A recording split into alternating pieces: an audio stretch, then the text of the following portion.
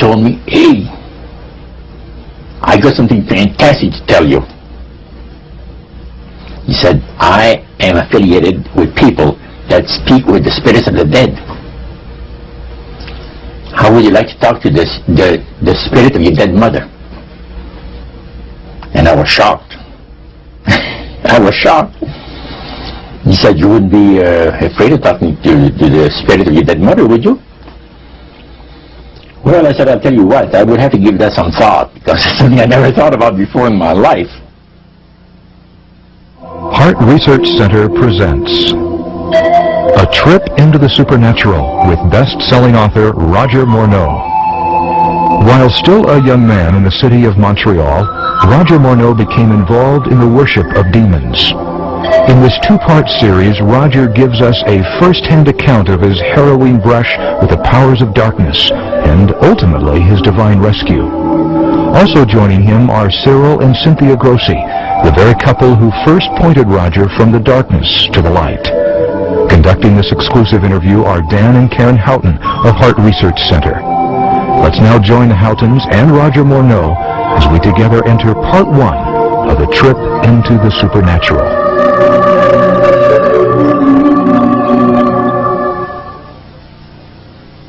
How in the world did you ever get involved in praying to demon spirits? Well, when I came out of the Navy after World War II, I was looking for to take up a trade in Montreal, Canada.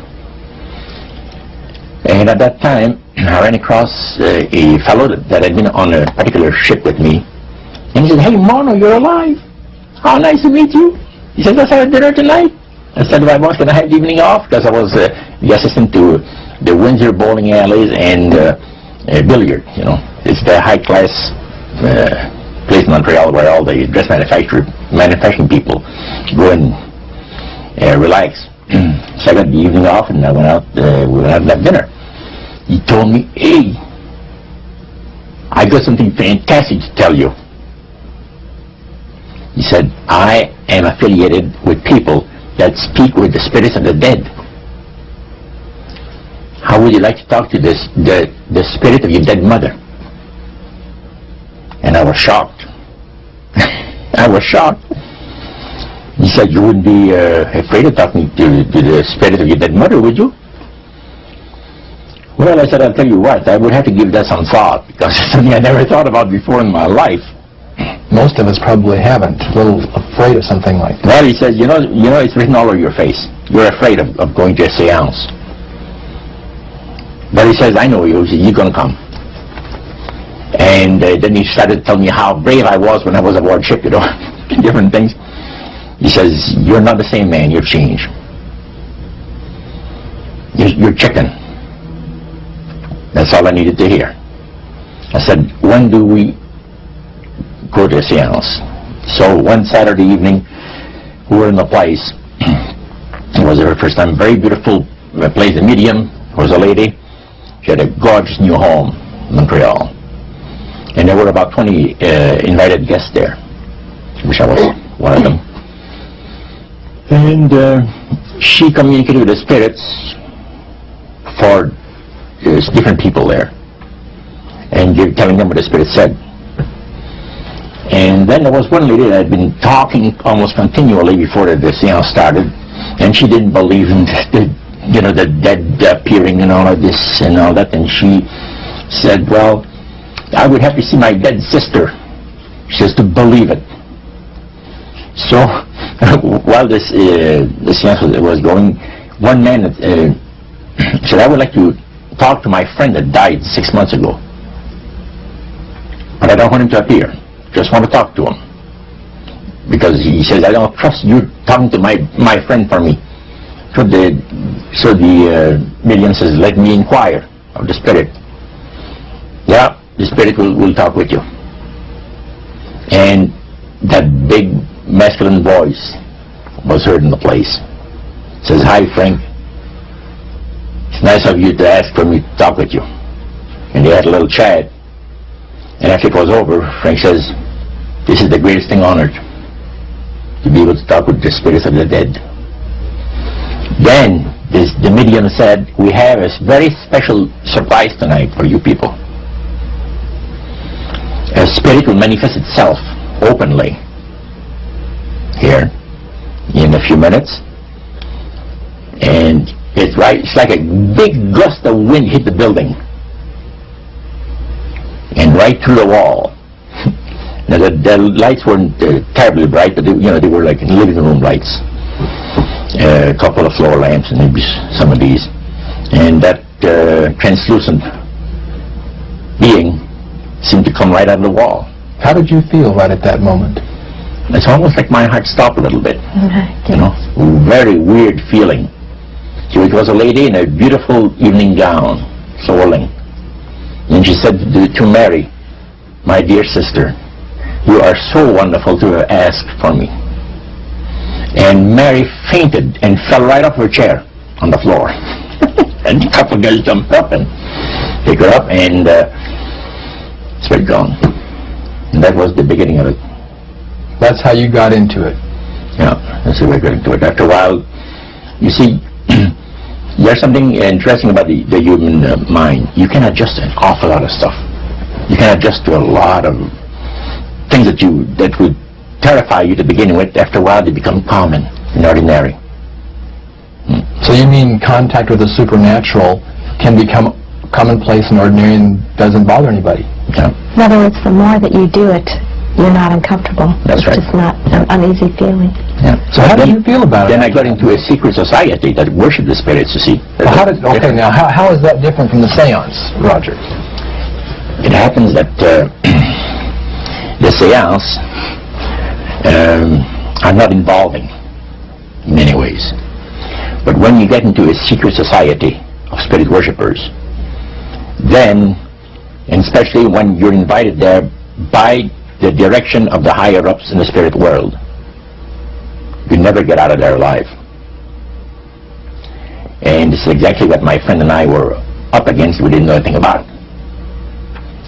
And there was a very, very popular big band leader, jazz band, very famous. He played a lot in Montreal, Canada, Vancouver, the big cities. And one night we went to one of these seances, and he was with his wife. Now the spirits had told him what to do. Spirit told him, there's two of these guys, give the names, and your wife will want to talk, will make it so that your wife will want to talk to the medium when you say that you want to go home because you're tired. As soon as you see that these guys are starting to want to leave, then leave with them at the same time, and as you get outdoors, you ask them if they're driving. They'll say no, they're going to take the tramway a couple blocks away. Well, you invite them to get in your car with you, and that you will take them to a fancy restaurant and treat them to some good food and talk about the merchant navy. And that's what the guy did.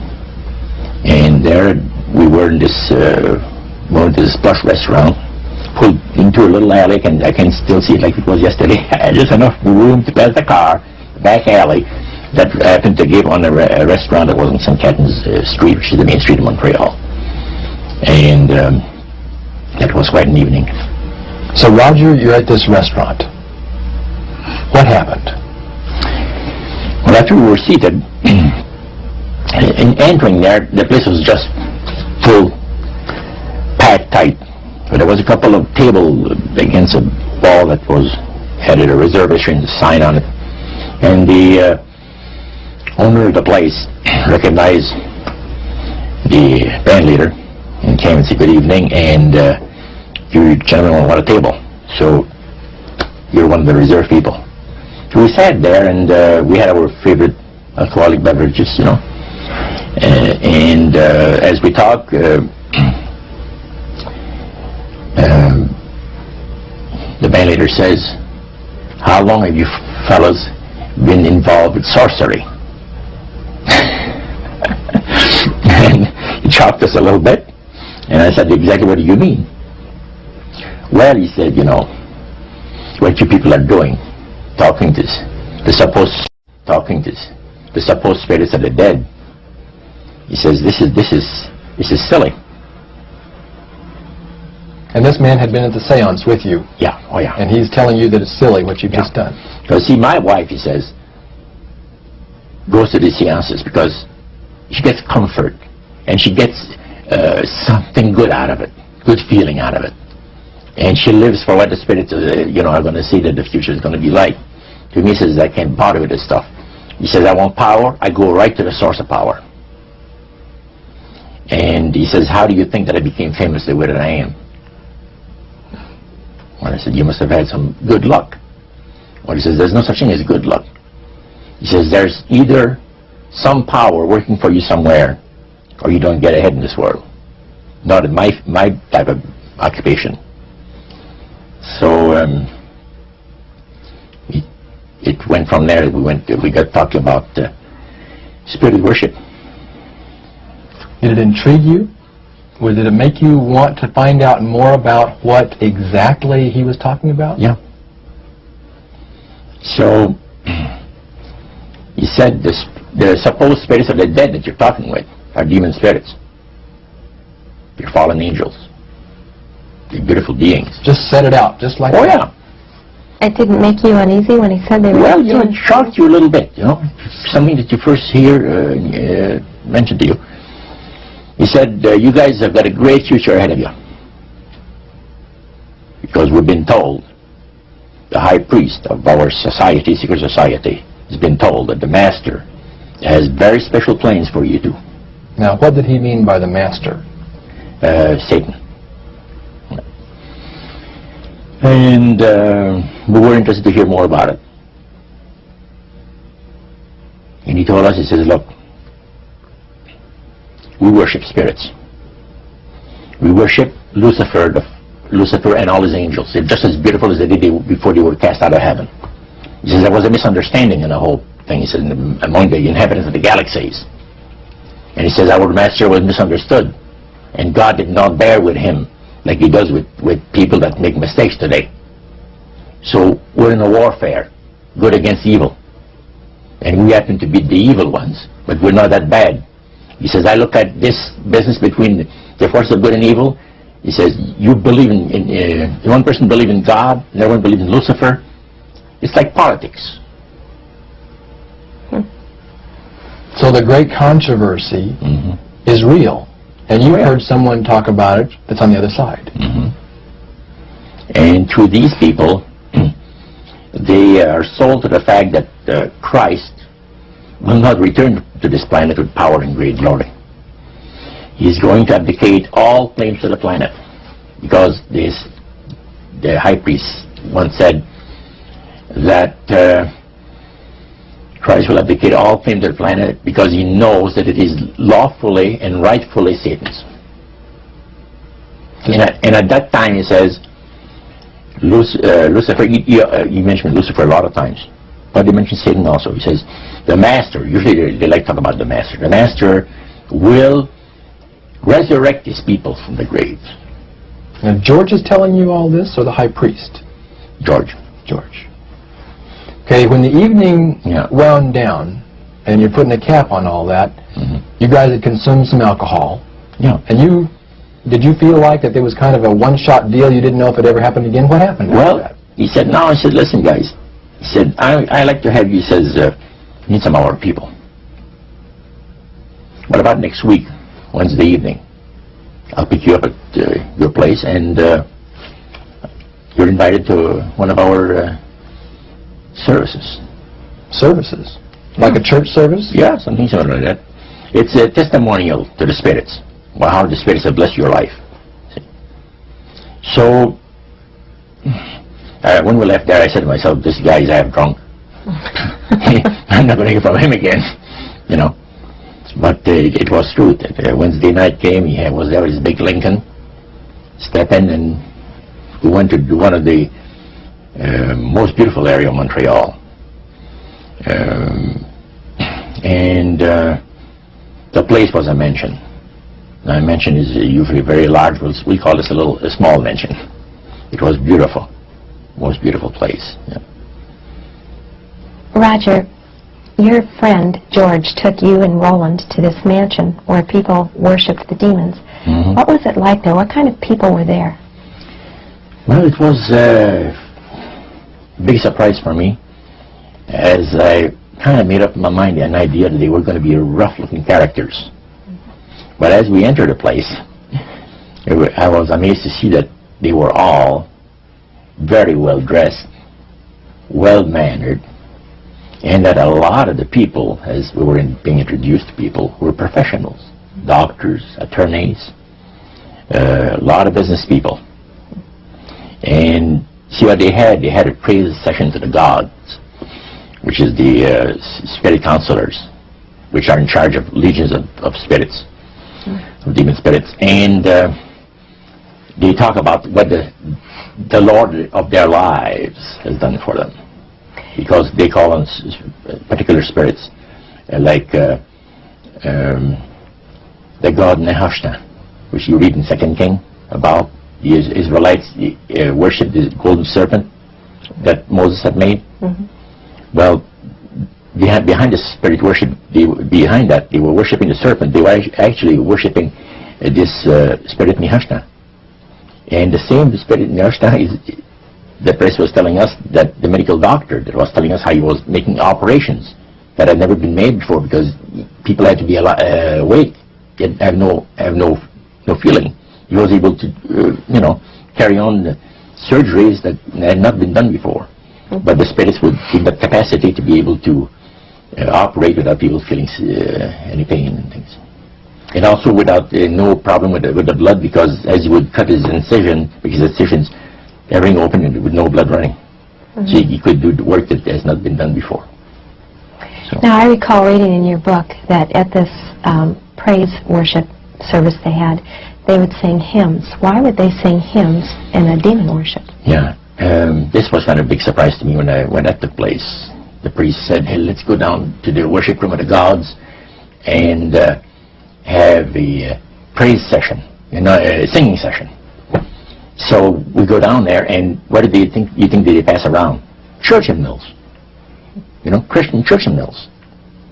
And I couldn't believe this. I said, what's his business? So the priest says, well, now, he says, for those of you that are new, let me tell you that this is the most feasible way, he says, to please the spirits.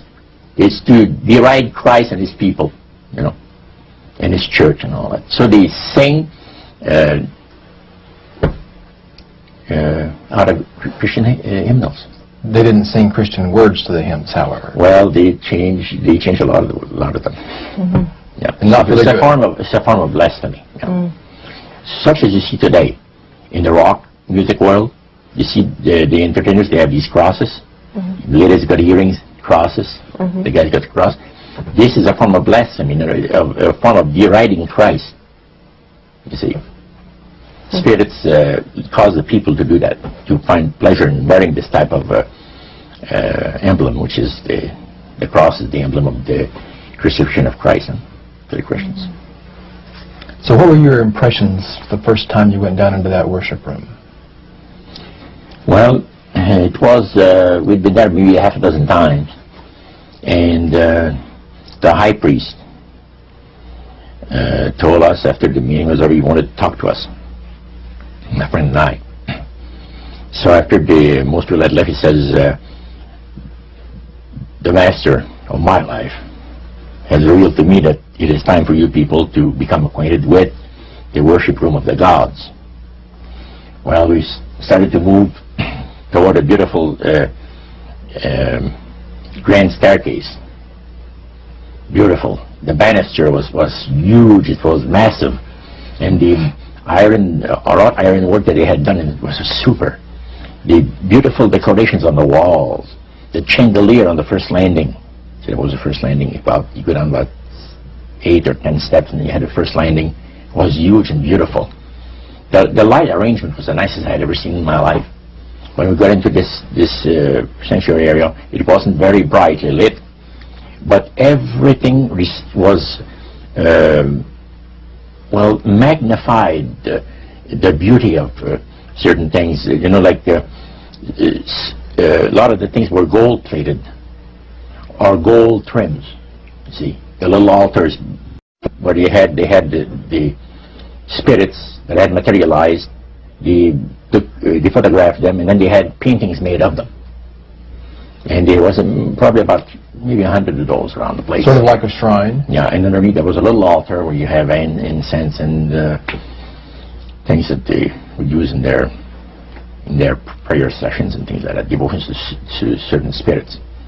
And some of the objects in there, the priest said, were solid gold. It was a unique experience to see that. So how did you feel when you walked into that room?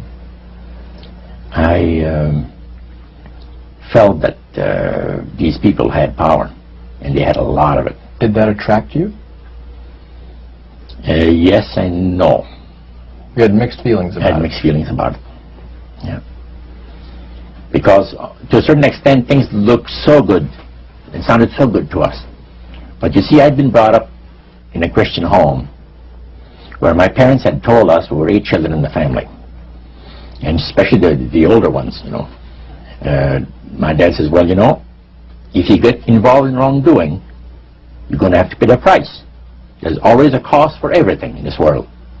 So, this thought kept creeping to my mind. Just how far you go with these spirits before we start paying the price. See? So it made you just a little bit nervous. Oh, yes. But yet you kept going back. Oh, there was no way out. Because that's what we were told. You knew at that time. Yeah. So you were moving forward more on fear. More on fear, yes. Because the high priest said that the master had special plans for us in our lives. And that no one ever went into the society unless they were invited by the spirits. See, so that was made very clear. And he also expressed to us the danger, explained to us the danger of going against the will of the spirits. And he mentioned about this one man and his wife that live in a fireproof building in Montreal. The place burned right down within a minute. Mm-hmm. He was one of their members that had decided that, well, he wanted to think things over. He was not going to get initiated at a time that the spirit said he would like him to be initiated into the society. So in reality, Roger, you were chosen mm-hmm. by high-powered demon spirits to be a part of their human, special, privileged mm-hmm. group. You see, these people in Montreal, the society, like the priest mentioned, there's thousands of spirit worshippers in all these different societies of spirit worshippers in this world. But he says we are the elite. We know the real truth about the Master and his angels. And they are not hideous looking beings. They are gorgeous creatures. And from the paintings that they had on the walls of that worship room, they were unique beings. Especially there was a painting full size, full length painting of the fallen Lucifer above his altar. And that was very fascinating, because he looked like a man of great intellect, high forehead, the way that he looked with his eyes, the way he had the eyes looking. It gave you a depth of perception of somebody that is very, very knowledgeable and powerful. Powerful, yeah. So Roger, this high priest that you talked about, he is the one that ushered you down into the worship room. Mm. Was he also the one that led out in the praise sessions that you talked about? Yes, and he had an assistant also, another priest. Okay. Now, when you would go to these praise sessions, mm-hmm. what kinds of things happened at those sessions? Well, there's a lot of success stories. Positive mental attitude kinds of things? Well, yes, a lot of success stories. The Masters has done this for me and that for me. I remember one lumber dealer, he had like half a dozen different operations in province of Quebec, and everything that he touched seemed to turn to money. You know? And he was telling about it. And then there's this other person that was a clairvoyant that would work only for the wealthy people, only for the super wealthy. He says, I have the know-how, they have the means, let them pay. So he advised in business transactions. They would come to him and say, listen, I look at this deal that I might get, you know, this factory or whatever it is, because this person was interested in industrial real estate, see. And he would talk to the spirit, and then the spirit was audible to him. See, you could hear the spirit talk to him, but the man did not hear. So the spirit was telling the clairvoyant what he called himself an astrologer, reading the moons and the stars, and you know.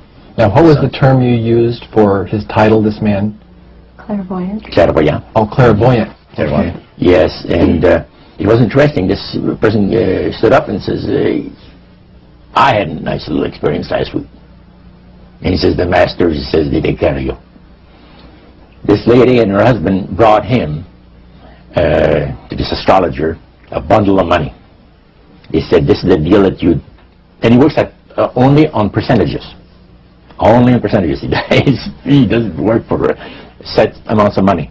Only percentages of what the people are going to make. So he said, they brought me a substantial amount of money. And they were very happy with it, and I thought it was very reasonable. But then my guide, spirit, says, ask them when they're going to give you the other $1,700 that is really yours. And he says to the folks, I would like to know now, before we leave here, when will you have the $1,700 to give me?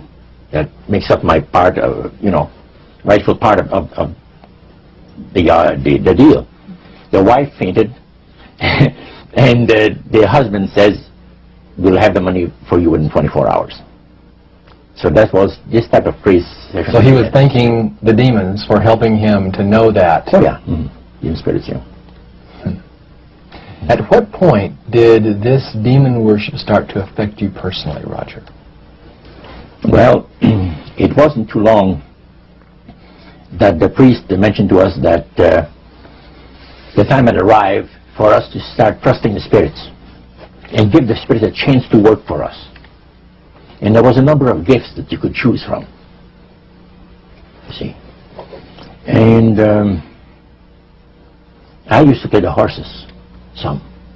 Not knowledgeable at all. I used to go to those bookies, you know, play the horses so often. But I said, hey, I would like to be able to, for the spirit to instruct me on the numbers and the name of the horses that's going to win, you know, at Belmont or some other racetracks like that.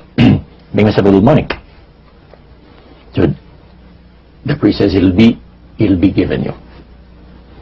And sure enough, one night whether I fell into a trance or dreamed the thing, I don't know exactly what happened, but I saw 3 races that were really going to pay big.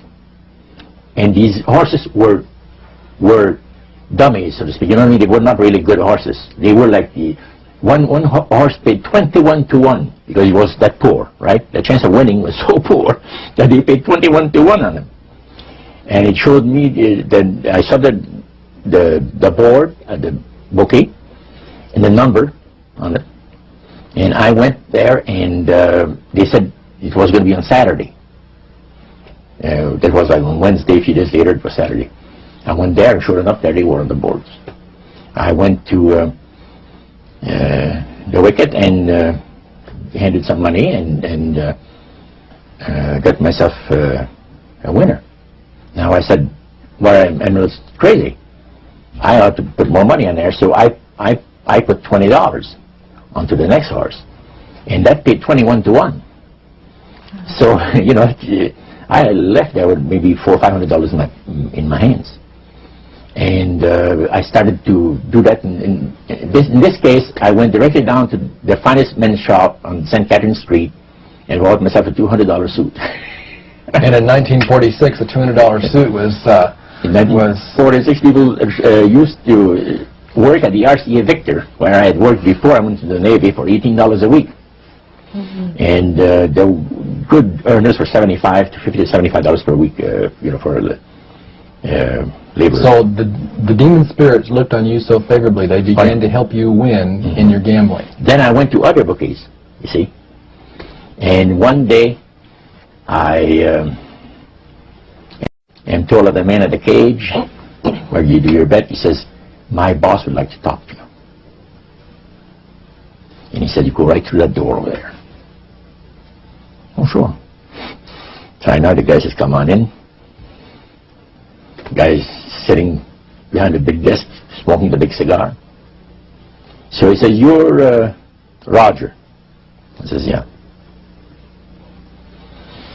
He got up and walked around me. He said, you don't look that smart. I said, what, sir? You don't look that smart. He said that you could pick horses that are winners when they're supposed to be losers. Where do you get your help? What do you mean help? I'm not getting any help. I just happen to go and... Oh, no. We've been watching you here, he says, for a number of weeks. And you always leave here with some of our good money. And I'll tell you, buddy, if you want a list of all the bookies in Montreal, I'll give you a list of them. But he says, I want you out of here. And don't show up again. Because somebody's going to put a... You know what I mean?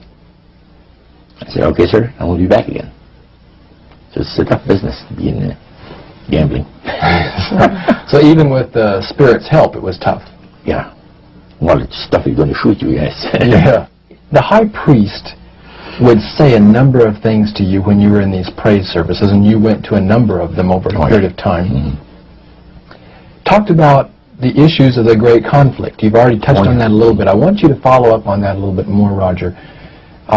Some of the things that you wrote in your book, Trip into the Supernatural, sounds a whole lot like what we as Christians today know as the great controversy. Mm-hmm. What were some of the things that he told you there? Well, he says that there is a great controversy going on between the force of good and evil, between Christ and Satan. And they always praise the great master, Satan, as a super intelligent being that he is, beautiful to behold, and if he ever appears to you, you won't be able to look upon him because it'll be too bright. It'll just ruin your vision. The high priest said he was in Chicago, and the Spirit appeared to him and said, Mورنو and his buddy, George, has invited them to the service, and the fellow that is in charge while you're away says that he's going to wreck all the work that the spirits have done for the last few years to get these people into the society. So the high priest, which is in Chicago, picks up the phone and calls, and the spirit appeared to him, and he said the angel was so bright that he could not look upon him.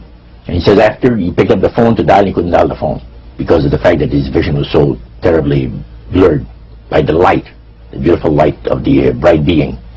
And he asked, dial 0, and the operator came on, and she had to, dial for him.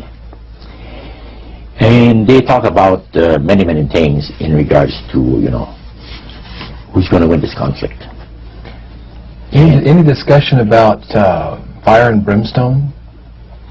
Yes. He says, the Bible people, talking about the Christians, you read in the Bible that, we're all going to land in a lake of fire and this and that. So that's baloney. He says the conflict is going to end peacefully. Christ is going to realize that he might as well abdicate the rights of this planet, take his few people along with him to his planet in the center of the galaxies, and we will be left with a master who will resurrect all his people that will be as numerous as the sand of the sea. See? And the master will rule forever and ever and ever. A happy people. And he named some of the people is going to be there. I don't want to mention the names because they're known to history. Yeah. So that was quite impressive. Did you always feel, Roger, that these people were telling the truth? Oh yes, yeah. Yeah, they really had things down straight. But I was not satisfied with the answers. I was getting, there was something, and I understand now it was the Spirit of God saying, hold back, fellow, hold back. And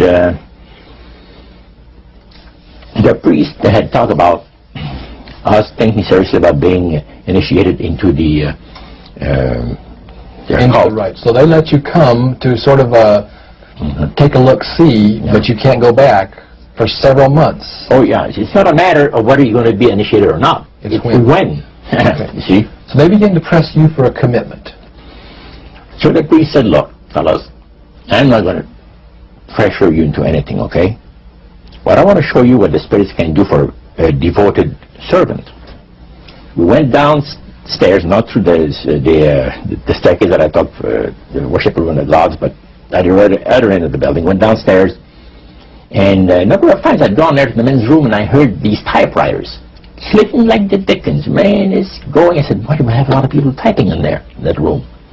Well, when there, that Eve Dickens, he knocked, and the man says, come on in. And there was all those typewriters moving along by themselves, typing at the speed that I'd never seen before. And not only that, the high priest says, I want to show you something clever. So he says, follow me. So we went around the table. There was like two long tables, and they had about 10 typewriters.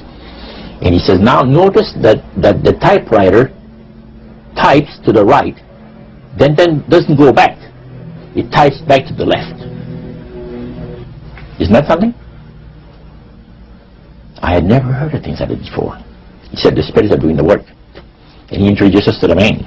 And the man is a lawyer. And he said, how much money did you make last year? Oh, he says, it's in the 6 figures. See?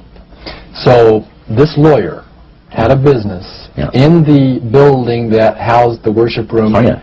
And he had a whole room full of typewriters. Yeah. And he put paper in there, and demons That's all he did. Put typewriter, paper in there. And what came out? What was it that came out?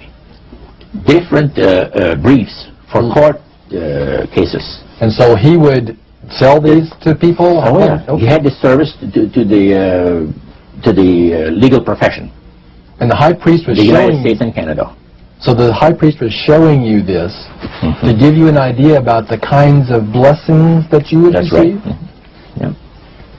But after you left that typewriter, the room where the lawyer was, they tried to draw you into a commitment by getting you to make a public profession. Tell us about that.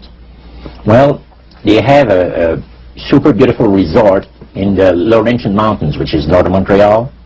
North of Saint Agathe. Saint Agathe is a famous name there in Montreal. Montrealers, because they all go Saint Agathe or north there, you know, to summer home and that. So they had a big resort up there for their people, you know. So it's a closed society. And they had on October the 30th, Halloween. Is that October 31? 31, and last day of October. They had what they call live animal sacrifices. I don't know what it is, but they did. We could never find out. By the time that the Lord pulled me out of there, I had not yet found out what it was. So you have this intrigue involved in there. And he talked about three very unique services that I attended there that stayed on my mind forever. One was entitled Christian Idolatry.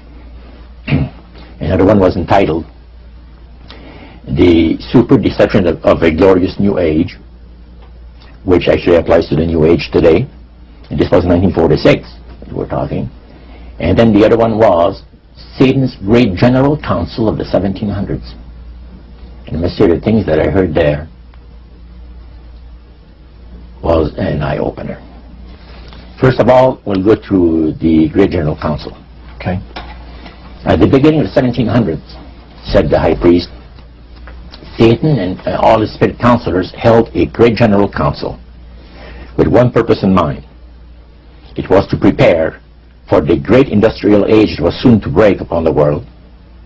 And Lucifer also foresaw another age that was to follow that, where tremendous scientific discoveries would be made by people, and we would enter a unique age that would change the way that everybody lives. It would also serve to usher in the end times and the close of the great controversy between the forces of good and evil. And the priest said that Lucifer had been studying the Bible. And he found in Daniel 12:4, where we are told about the time of the end, many shall run to and full knowledge shall be increased. He understood it to be that we're getting to that point. And he had, with all the spirit counselors, to change their modes of operation in order, to ensnare people. And he devised a way whereby people would disqualify themselves from being members of Christ's kingdom. And he was just very candid about this. Oh, yeah. Telling you and the rest of the group, 60 or 70 people there, the plans that Just 100 people. Lucifer had revealed to him. And by the time the council came to a close, they had three major policies that were going to be followed. First, they were to see to it that humans would be made to believe that Satan and his angels do not really exist.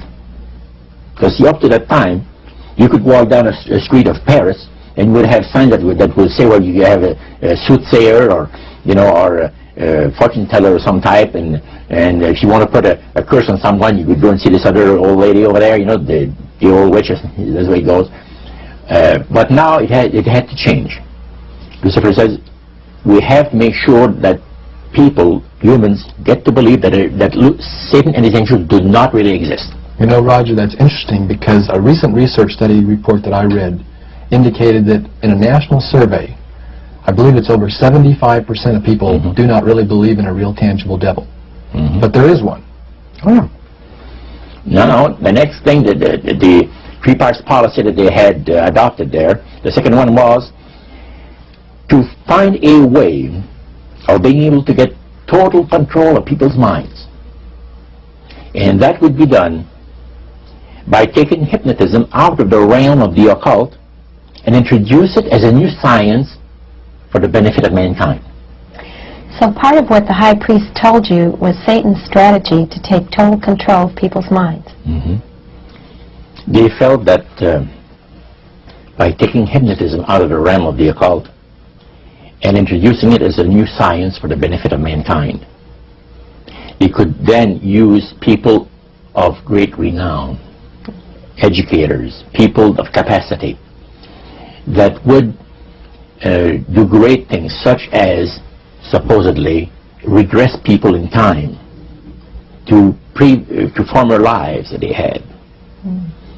And of course, after the session is over, the person would not know a thing about ancient history, and the person that she or he has talked about performing, certain deeds, we'll say 3,000 or 4,000 years ago.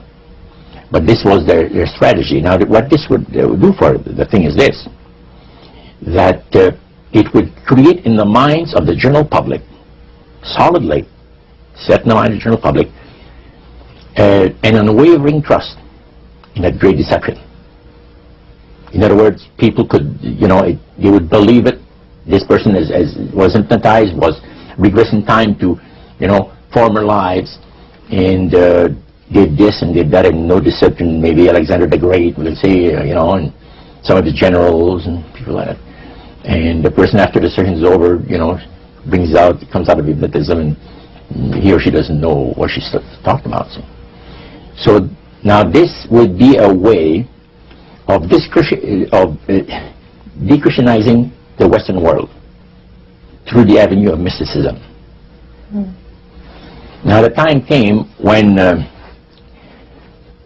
Lucifer decided that he had to choose a person to initiate this thing. And Franz Mesmer, which was an Austrian physician, was chosen. Because the priest told you all of this? Oh yeah, okay. Because he was most capable. Mesmer originated a theory called animal magnetism, later on named mesmerism. Mesmer was led by the spirits to believe, this is what the priest said, was led by the Spirit to believe that certain persons have a magnetic influence within themselves, so to speak, that would cause them to have great power over other persons, even to the point of placing them into a trance. And at that time, that was readily accepted by people in general, at the time that Mesmer lived. So people realized, you know, some people got the capacity to put you into a trance. That's the way. Now, by the time that he died, in 1815, a lot of the physicians in Europe were using hypnotism as a means of anesthesia. Now, hypnotism is the same as mesmerism? That's right. Okay. So mesmerism that's been developed to a higher degree of refinement. And the priest went on saying that the plan of Satan to deceive the human family this way, he says, is the most intriguing thing to his mind. And he went on saying how it was going to be brought about. He said that a fellow by the name of Darwin and another fellow by the name of Thomas Henry Huxley would be used by the spirits because in their childhood they had been hypnotized by medical doctors, and they figured that they would be real good subjects to lead the people into this belief that they had, that Satan wanted to bring into people's lives. Now, what were those 3 points again, Roger? The 3 things were, number 1, that they did not want Satan did not want the human family to think that he or his angels existed. Right. The second point that you made had to do with taking control of people's minds. That's right. The third point was what? Was to destroy the Bible without burning it. Okay. See? And what was his strategy on that? On that, it was very interesting. Because after the Great General Council, it was decided that Satan would tutor Charles Darwin personally in setting up the principles of his theories of evolution. He was tutored by Lucifer himself, fallen Lucifer. And at that time, it was understood, Satan and his spirit counselors understood, that if a person was led to believe in the theory of evolution, it would, in his life, destroy completely the creation week of the Bible, the fall of man, and the plan of redemption. It would do away with it. In one fell swoop. Yeah. Now, he made a unique statement. He said that according to the spirits, anyone that teaches a theory of evolution is considered to be a minister of a great religious system. See, they call it the religious system, the theory of evolution, because it is a system of schooling people and getting them to disqualify themselves from being members of Christ's kingdom. And he said that every teacher of that theory is recognized by the spirits as a person of great value and receives a very special unction from Satan himself, giving great power to induce spiritual blindness, to convince and convert. 3 capacities are given to those teachers of the theory. Then, that's not all. The priest says that Satan considers the teachers of the theory of evolution to be so valuable to him that in the sight of all the inhabitants of the galaxies, he assigns a retinue of bright, beautiful angels to follow that educator all the remainder of his life. And that in the sight of the inhabitants of the galaxies is the greatest honor that he can bestow upon his workers, upon mankind, and to, until the controversy is finished. That was quite enlightening.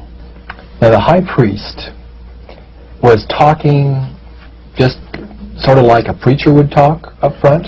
Was he enthusiastic? Did he seem like he had bought into this and was excited about it? Oh yeah, he believed it 100%, no question about it, so everything. Why would he be so excited about spirits trying to deceive human beings? Because obviously out of this council of the 1700s, deception was a major part of the strategy. Why? Well, he says deception is like politics. You know, you believe in one candidate, the other person believes in the other candidate, and they're fighting to get the position, and it's just a matter of who's going to be the smartest. And with Lucifer, the fallen shadow of him, he's very smart. He's going to win, and Christ will abdicate the rights of the planet. He's going to resurrect his people, have established his kingdom that lasts for ever and ever. God won't be able to destroy him because it would be against God's, the Creator's nature to destroy Lucifer in the fire. He said, spirits now, even spirits, have the capacity now to outlive fire. He says, you don't believe it, go to India or some of those countries where they have firewalkers. And it's done by the power of the demon spirits. These people are energized by demon spirits, so they can walk on those hot coals without burning themselves. And this is what the high priest said. And he says, if they want to use fire, they can use it. It's not going to burn anybody. So that's the way they believe. So this high priest was almost talking to your group in an evangelistic fervor. Oh yeah, because he figures that he's going to be one of the higher ups in the great kingdom. Okay. Now, of the group that was there that night, 60, 70 people, I think you've mentioned before. Yeah, it varied. How many of those were people who were hardcore members, and how many of them were new inductees? Well, we were the only two youngsters. You and your friend. And how old were you at that time, Roger? I was about 20. 20 years old. Mm-hmm. Yep, 20 years old. Did you have a feeling of awe over the fact that you had been chosen? Yes, in a way. And then I got thinking about this. When am I going to have to pay the price? The cost. My parents had brought me up like this. If you get involved with evil, you're going to reap what you sowed. So you want to be upright in life. And if you associate with evildoers, they'll probably land you in jail or somewhere else that you wouldn't want to be. So there's always a price to be paid. So you had that little something maybe instilled by your mother and father a long time ago that kept you from making that full commitment.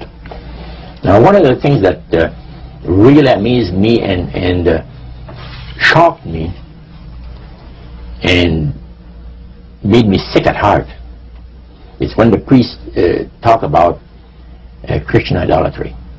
What is Christian idolatry? The priest mentioned that word. Tell us what he said, Roger. He said that Christian idolatry is the most grandiose or great deception that has ever been brought upon the human family, upon mankind. And he says, and he boasted that demon spirits are continually defiling Christian churches through the avenue of necromancy by using a form of spirit worship that involves hundreds of millions of Christians into idolatry without their being aware of it. Now, what is necromancy? Define necromancy for me. Their belief, popular belief of necromancy, is to conjure the spirits of the dead. So you can speak with someone who has died. Right. Like the seance that you originally went to was the practice of necromancy. Now, the priest says that the super deception is brought about in only one way. Through the deceptive belief that man has an immortal soul that lives on after death. And he said that constitutes idolatry through necromancy. So he says there are hundreds of millions of Christians that are practicing idolatry. Well, they're glorifying God. See? Because they believe that the soul is immortal. Yeah. They may not be talking to the supposed spirits of the dead. Contrary to popular belief, necromancy does not consist of conjuring the spirits of the dead. The reason being that man is totally mortal and does not possess an immortal soul. So, who are they talking to? He says, they're friendly demon spirits that have always found over the centuries great delight in impersonating in apparitions departed loved ones and persons of great renown. Now, friendly demon spirits. Friendly demon spirits. Are there more than one kind of demon spirits, Roger? Well, there's three main divisions, and then there's divisions within those divisions. You have the friendly demon spirits that seem to have their finesse and their refinement, and they're not upset about what happened when they were thrown out of heaven, from what I gather. Then you have the warriors. They like to bring misery and destruction in the lives of people. Then you have the oppressors. The oppressors are the real wicked spirits that hate God with all of the Creator with all of their might, you know. So he went on explaining. He says, now, necromancy is in reality a belief, a religious belief. People believe that the dead have entered into a higher state of existence than they had when they were alive. Also that they are in a position and have the capacity to help the living here on earth. See? Then he said, he says this is where things get really interesting. He said, according to the great master, a person does not have to supposedly call upon the spirits of the dead to receive help, you see, to be involved in necromancy. All he needs to do is to believe in life after death. Because he said, necromancy is the belief that man is human, as a human being, as a immortal soul. So anybody that believes that man has an immortal soul is involved in necromancy. It's that simple. That's the way he explained it. Yeah. So how does that constitute idolatry? By people believing that they are either talking to the saints, see, the spirits of the dead saints, or a dead relative, or a dead person of some type. And you take, for instance, like Loretta Lynn. She says on national television, and I have the data on it, that I heard it myself. She said that she was made successful in her singing career by a dear friend of hers that was the same age as she, and died when she was 18 years of age. And Loretta was trying to get into the singing world, you know, but she says, I had no success at all. Until one night I was sitting in bed reading a book. And she says, who walks right through the wall but my friend, the spirit of my friend? And she says, Loretta, I'm going to make you a very famous person in singing Western country music, and I will be with you all the time. Trust me. And she says, she had a big concert once, and she was coming down with this bad cold. And she thought that her voice was going to give. She talked to her spirit and felt that she was going to be helped. And she got on the stage and she started to sing, and right in the middle of where she really needed the power, no power at all. And her spirit friend tapped her on the shoulder and started to sing for her. She said her voice went through me, the power. And you saw this in a television documentary? Yeah. This was, I believe, in 1976 it took place. Now, the priest explained that when people believe in this business, they are actually opening themselves to be completely deceived by demon spirits, because it gives the demon spirits an opportunity to impersonate the dead, see, and for people to believe their lies. And the priest says that thrills first of all, it says it brings the great master the respect and the reverence that is due to his great name. And it makes all the other spirits exceedingly happy, because they are the ones that have worked to lead people to believe in life after death. You see? And they rejoice also. And that's the extent of what Christian idolatry is all about. Friendly spirits, just to digress for just a moment. You mentioned 3 different categories, and the friendly spirits are the ones that love to impersonate a being, a historian or something.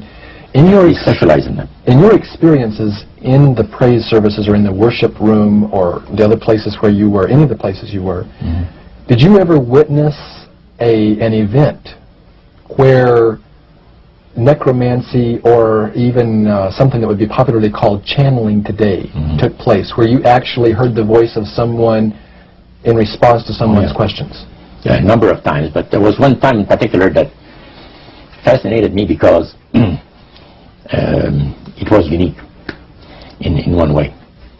The priest told us that there was a French historian that was affiliated with Montreal, University of Montreal, which is a French university, and the English university is McGill.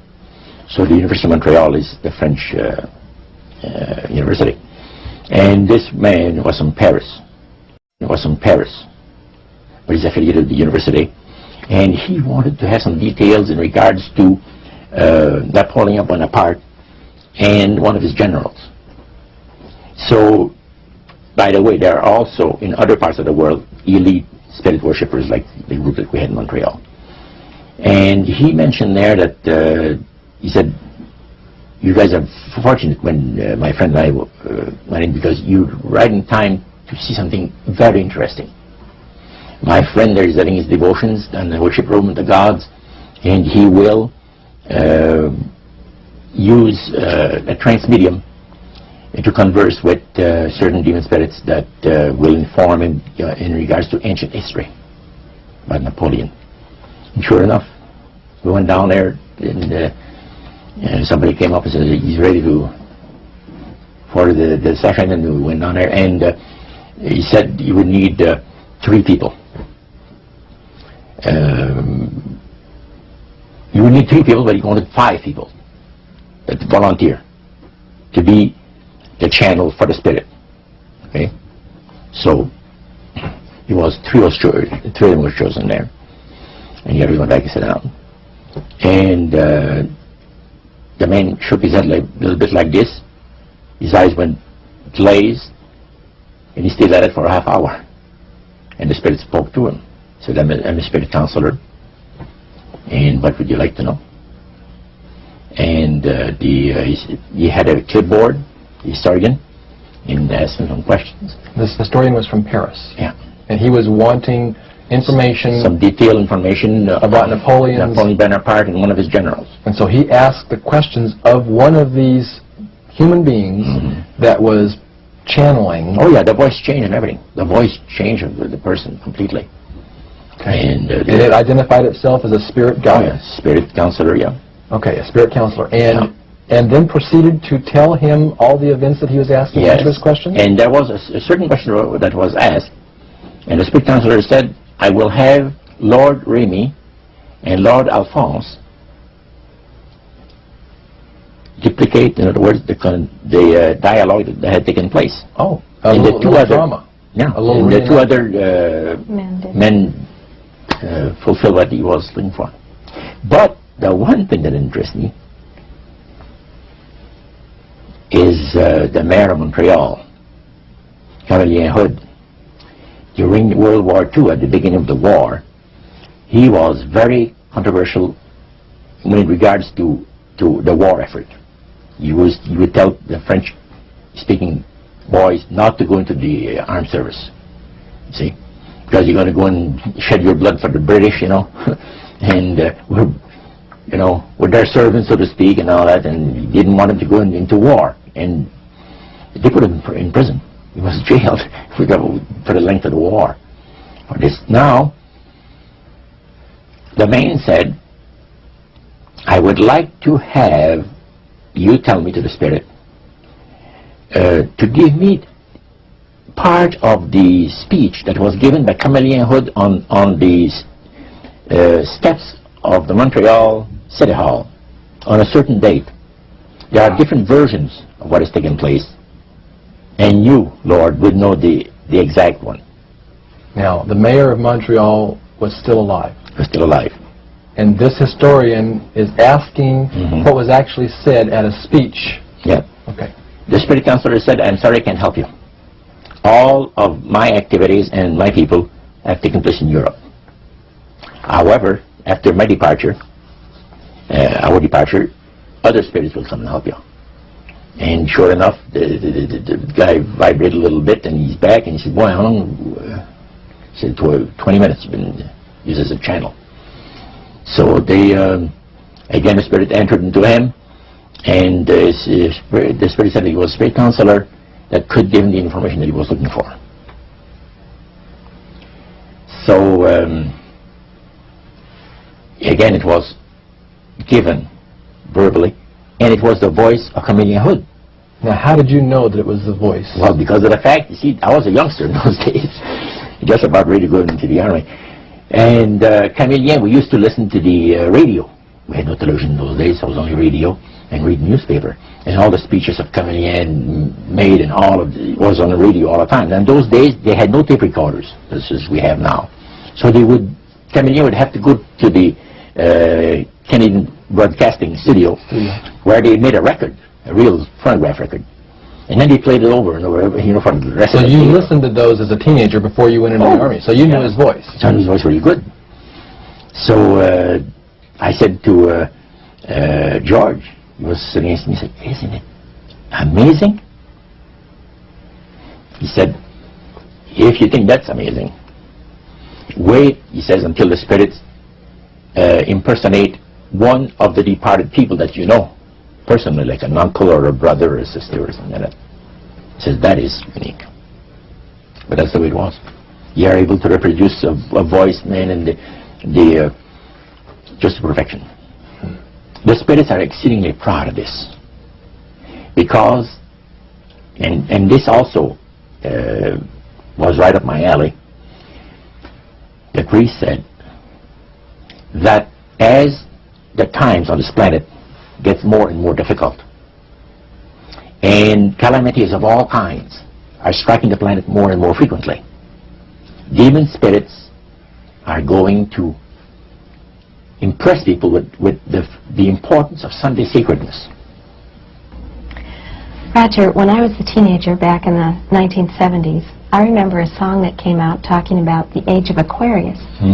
And since then, we've seen the development of the New Age, and I wondered if back when you were involved in spirit worship, if they talked about New Age at all. Oh yes, it was a big thing that was coming up. One of the major deceptions of the last days. And the priest told us, we talked quite a while, and then he said, "Could I have a little bit more? Your time I want to do something very fascinating." He says, "The grain plain, the master's grain plain, for harvesting the nations, for harvesting the multitudes of the earth into his cause, just before the close of the great controversy between the forces of good and evil." So we continued, after we expressed ourselves that we're deeply interested to know more about the activities of spirits. And he said, it's going to be done in a unique manner. This grain plain is going to take people are going to eat the stuff. Because he says, demon spirits will declare themselves to be inhabitants of far distant planets in the galaxies that are coming to warn the inhabitants of planet Earth of the impending destruction of the planet, unless something seriously proper is done to avoid it. And he went on saying that they will claim to have out-of-body experiences. Are you familiar with out-of-body experiences? I've read about it. In other words, so there's some persons are supposed to be able to, they believe in their immortal soul. Astral projection. Yes, right. Goes into different parts of the world and sees things and come back, and then they write all about it. I've heard of that. So, due to the fact that the millions of the earth, people, believe in people having an immortal soul, it has to be readily accepted when the spirits will, through a trance medium, converse with influential people of the land, you see. Now, what is a trance medium? It's a channeler today. What is known today as a channeler? Channeler, yeah. Okay. Shirley MacLaine's experience of getting involved with spiritism and with the inhabitants of far distant planets in the galaxies, I taped the whole thing. It's 3 hours. And you were hearing the fulfillment of what this high priest had said 45 years ago. Yeah, exactly. So he went on explaining about the fact that the spirits will show themselves willing to give valuable guidance that will not only help people avoid the destruction of the planet, but it will cause them to enter into a higher state of existence. For instance, he said the spirits will promise and this is a big word, promise, that if their recommendations are followed carefully, they will usher in a glorious new age of peace and prosperity, and there'll be, well, there'll be no more wars, see, there'll be no more famines, there'll be no more people getting unhappy to one another, neighbors will love neighbor, and social unrest will not take place no more. There'll be perfect happiness for 1,000 years. That's what the Spirit is going to promise. Almost like the Garden of Eden created all over again. And now we find that a lot of preachers are preaching the great age of glorious new age of victory, victory over wars, victory over social unrest, victory over famines, and victory over all kinds of... and he used the words new age to describe what was coming. It would be a glorious new age, yeah. And this is exactly what the movement is all about today. And he went on and said, as I said a little earlier, that as life on this planet becomes more and more difficult, and calamities will strike the planet more and more frequently, the spirits at that time are going to put all their effort to impress religious leaders, to bring before the masses of the earth the sacredness of Sunday. See? They will teach Sunday sacredness. And with the religious leaders, looking forward to 1,000 years of perfect peace on earth, they will put all their effort into it. Then laws will be passed by governments. One person asked, what's going to happen about people that don't believe in the Spirit's recommendation? The priest said, there's no problem at all. Laws will be passed by governments that will force people to go along with it, regardless of whether they believe in it or not. And he says the law enforcement officers will explain to people, make it clear that such a law is necessary to assure the well-being of all people. He says the laws will be passed, no effort at all. And then he went on and he said about the fact that the vulnerability of the sun, which in ages past was such an irritant to the Creator. All these great nations and other nations, of smaller ones, were all involved in sun worship. And in those centuries, the Creator found that teaching of worship of the sun to be a terrible irritant. And he said, it is going again to take place, but not in worshiping the sun, in remembering Sunday to keep it holy. He made a statement I will never forget. He says, by the observance of the day upon which the master, Satan, has placed the unction of his authority and power, he receives homage, regardless of whom people claim to worship. Isn't that something? So, can you understand now why I had 28 Bible studies in 1 week and started to go to church on Sabbath? And I never missed since until I began to sick. The issue of a day of worship came up in that meeting. Was Sunday the only day mentioned?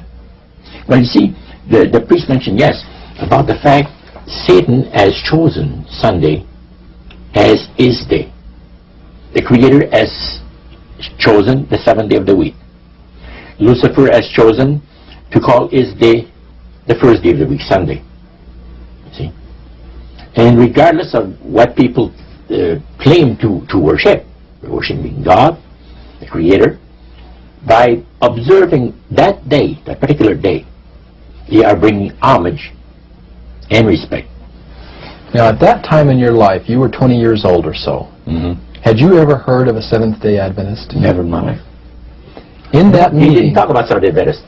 He talked strictly about Adventist. Well, they just talked, but they did, the word Adventist was mentioned. The priest was telling us that necromancy, as I mentioned earlier, is the belief that the dead have entered into a higher state of existence, etc. And he says, for centuries, friendly demon spirits have worked diligently to establish and uphold in the religious convictions of all people the belief that man has an immortal soul. See? Then he boasted about the fact that the master was so smart, in that he had deceived the whole world, even in this age of great scientific knowledge and understanding. Then one person put his hand up, and that priest says, yes, you want to say something? He says, what about the Adventists? You can't count them deceived regarding the state of the dead. And I got a question. What about, how come that they can't be brought under the great deception? The priest said, you're right. I apologize, says here, I made a mistake. When I said that all the millions of people living on the face of this planet, everybody, you know, was honoring the great master. I forgot the Adventists. They're so few in number, when you figure the billions and all people, I didn't even think of mentioning them. So I'm sorry. Then he says, secondly, the reason why they can't be brought into the great deception, let me explain about it. Now he said, my next statement is going to upset some of you. But what I'm telling you is the honest truth. It is factual, it's reality. The fact that the Adventists observe the biblical Sabbath of creation and reverence the Creator on that day, it makes it impossible for the spirits to deceive them. They are given very special help and great spiritual insight. And he said, under these conditions, they are not ordinary people. And that stayed with me, just like this. And when I heard the word Adventist, when several told me later on, which we're going to cover later, I asked him, I said, what denomination do you belong to? He said, I'm a Seventh Adventist. What's that again? He said, I'm a Seventh Adventist. I said, is that the same thing as Adventist? Oh yeah, he says, a lot of people call us the Adventists. They don't talk about the 70s, same thing. Boy, I was interested. I bet you were. Now, I wanted to know what his Bible said. Yeah, I bet you did. Because that was the one group that under question only, the high priest of the demonic worship house. Yeah. The thing that he had said to you was, this is the one group that can't be deceived. That's right. And so somewhere back inside that that resistance you had came out, and you awoke. A few months later, that experience, unique experience, was instrumental in helping me make a decision for Christ. And also, I had no hesitation to join myself to God's commandment-keeping people because of the fact that I knew what kind of people they were. And after having had 28 Bible studies in 1 week, I started to keep the Sabbath, fit forever. But you see, the time that I had these Bible studies, 4 hours per evening, we started at 7 o'clock and finished at 11 o'clock at night. We had this Bible study similar to what you showed me the other day, that you have in your pocket. The Bible studies were about an hour. There were questions, and then you look at the verses that they give you in the Bible, and you had your answer. It was so fantastic. And the Spirit of God was really ministering to me the graces of redemption. Every moment of all those Bible studies was precious. Precious, precious, precious. Roger, at that time, your major language was French. You did not speak English, and all of this happened in the French language in Montreal. How long after you became a Seventh-day Adventist, or after you learned of Seventh-day Adventists, did you read the book Great Controversy by Ellen White? Well, I joined the church. I first had a Bible study in October of '46. In April of '47, I was baptized into the church. In September of that year, Hilda and I got married. And the French church in Montreal gave us, as a wedding gift, the Conflict of the Ages series. And I had not read the Great Controversy up to that. But then you read it. Yeah. And what went through your mind when you read the book Great Controversy, thinking back on the experience you'd had maybe just a year or so before? That's right. What went through your mind? This person is inspired. This person has got knowledge that nobody else has on the face of the earth, except, the spiritists that I was mentioning, because it's so unique. Well, I find it very remarkable that they were willing to share the strategy that Satan is working on with this group. Of course, their plan was that it would never get out. That's right. under seal of death. That's right. Their plan is that you don't have to worry about saying anything by the great master, because as soon as anybody strays some, the spirits will tell the high priest right away what's taking place. They did with my Bible studies on Wednesday night. I studied on Monday and Tuesday. By Wednesday night, the spirit counselor appeared to the high priest and says, "You have one of your defectors." He says, "That Mورنو guy, you're going to get rid of him, because he's out there studying the Bible with the Adventists, the people that the master hates most on the face of the earth." And the high